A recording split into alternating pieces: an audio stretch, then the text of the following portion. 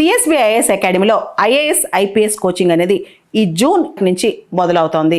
ఎవరైనా సరే అడ్మిషన్ కోసం ఈ ఫోన్ నెంబర్ని కాంటాక్ట్ చేయొచ్చు. భారతదేశం యొక్క మినిస్ట్రీ ఆఫ్ ఎక్స్టర్నల్ అఫైర్స్ ఒక స్టేట్మెంట్ ఇచ్చింది. పాస్పోర్ట్ అనేది ఓన్లీ ఒక ట్రావెల్ డాక్యుమెంట్, అది సిటిజన్షిప్కి ప్రూఫ్ కాదని చెప్పి మన విదేశీ వ్యవహారాల మంత్రిత్వ శాఖ చెప్పేసిందనమాట. రీసెంట్గా మనం చూస్తే పాస్పోర్ట్ అసలు దేనికి పనికొస్తుంది, పాస్పోర్ట్ కేవలం ట్రావెల్ డాక్యుమెంటా అనే దాని మీద చర్చ జరుగుతోంది. యాక్చువల్లీ మనకు పాస్పోర్ట్ ఇచ్చే ముందు చాలా వెరిఫికేషన్ జరుగుద్ది. అలాంటప్పుడు అనేక రకాల ఐడెంటిఫికేషన్ సంబంధించిన అంశాలకు పాస్పోర్ట్ని వాడుకోవచ్చు కదా అంటూ ఉంటాం. మన ఎయిర్పోర్ట్స్లో కూడా మన ఎంట్రీకి మన పాస్పోర్ట్ చూపిస్తే సరిపోతుంది. చాలా సందర్భాల్లో ఆధార్ కార్డ్, పాస్పోర్ట్ ఇలాంటివి వాడుకుంటూ ఉంటాం అనమాట. అయితే ఈ పాస్పోర్ట్ అనేది సిటిజన్షిప్ డాక్యుమెంటా, సిటిజన్షిప్ ప్రూఫ్ అంటే అది మాత్రం కాదని చెప్తున్నారు. 2013లో కూడా బాంబే హైకోర్టు ఒక మాట చెప్పింది, కేవలం పాస్పోర్ట్ ఉన్నంత మాత్రాన మనకి పౌరసత్వం ఉన్నట్లు లెక్క కాదు అని చెప్పి.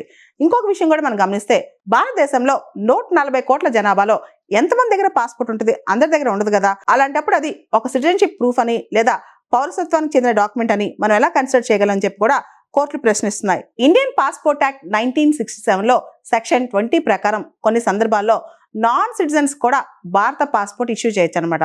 అలాంటప్పుడు పాస్పోర్ట్ అనేది భారత సిటిజన్షిప్ అంటే భారతదేశం యొక్క పౌరసత్వ డాక్యుమెంట్ అని ఏ విధంగా చెప్పగలం? మన పాస్పోర్ట్ వెనకాల ఒక నోట్ కూడా ఉంటుంది అనమాట. It is a property of the government of India, you have to surrender it when our government orders to do so అని చెప్పి. అంటే పాస్పోర్ట్ అనేది గవర్నమెంట్ యొక్క ప్రాపర్టీ. అవసరమైతే గవర్నమెంట్ సరెండర్ చేయమంటే దాన్ని మనం సరెండర్ చేసేయాలి కూడా. అలాంటప్పుడు పాస్పోర్ట్ అనేది సిటిజన్షిప్ ప్రూఫ్ ఎలా అవుతుంది? రీసెంట్ గా మనం చూస్తే మన సుప్రీంకోర్టు కూడా ఆధార్ కార్డ్ అనేది ఒక సిటిజన్షిప్ ప్రూఫ్ కాదని, కేవలం ఐడెంటిటీ డాక్యుమెంట్ అని చెప్పి, అలాంటప్పుడు ఆధార్ కార్డ్ ని సిటిజన్షిప్ గా పరిగణించకూడదని చెప్పి కూడా అప్పట్లోనే సుప్రీంకోర్టు చెప్పింది. భారతదేశంలో సిటిజన్షిప్ ప్రూఫ్ గా లేదా ఇది ఉంటే ఖచ్చితంగా సిటిజన్షిప్ ఉన్నట్టనే ఒక కంక్లూజివ్ ప్రూఫ్ చూపించే డాక్యుమెంట్, సింగిల్ డాక్యుమెంట్ అంటూ ఏది లేదు.